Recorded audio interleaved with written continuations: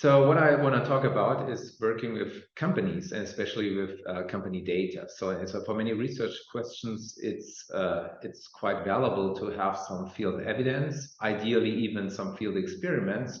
And while you may have some contacts to companies, some existing contacts, or companies may approach you because they have a problem, but in my experience, that rarely happens. And so what is an option? And an option is actually looking for a valuable potential data partner for your research question. And so in my experience, looking for such a data partner, it helps think about what is the type of data they generate and they may possess, so which can be relevant for your research question, which you may analyze in order to answer a research question. And second, regarding maximizing the likelihood that the company agrees to work with you, my experience is that geography matters. So closer, if the headquarters of a company are closer to your institution, then this increases the likelihood for some practical reasons that you may share the same type of potential students they want to recruit, or you have the same legal environment. And another aspect is that, let's say, mid-sized to small companies usually can work better in the sense that they're more likely to respond. What's next is to make a sales pitch, what you want to attain, and of course, you need to mention what's in for them.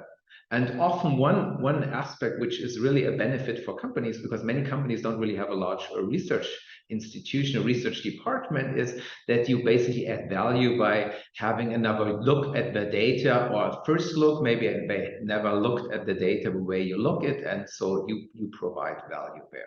And second, in my experience, you should not try to charge some extra money for your services, but it's more like a barter deal. So they give you data and you give them back some insights. Then if you want to have a sales pitch, you need to decide whom to send. And of course, if you have a contact, that's good. If not, then my experience is rather look for the upper echelons, like who in upper management may be interested in this topic. Find out how you can contact them.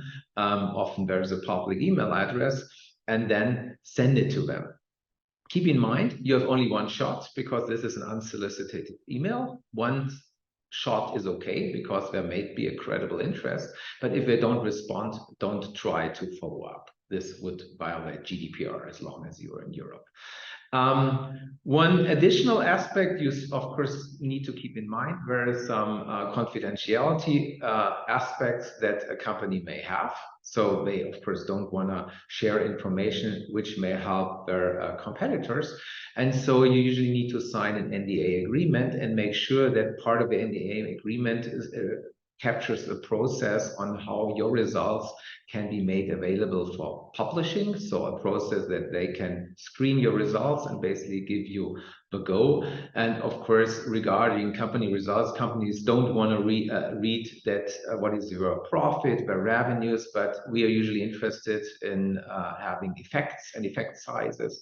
So in my experience, that hardly ever was a conflict. And so I never really had an issue that once all worked well, that these results could not be published.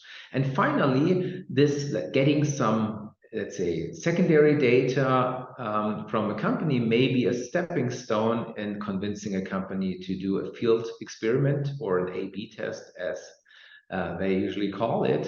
So also once you have sent back some results, try to use this opportunity also to suggest some follow-up study they might be interested in. And as I said, my experience is not bad. Of course, not all attempts work, and not each time you get a feedback, but it's a worthwhile trial. And so good luck with your research and your attempts to use field data with cooperating companies.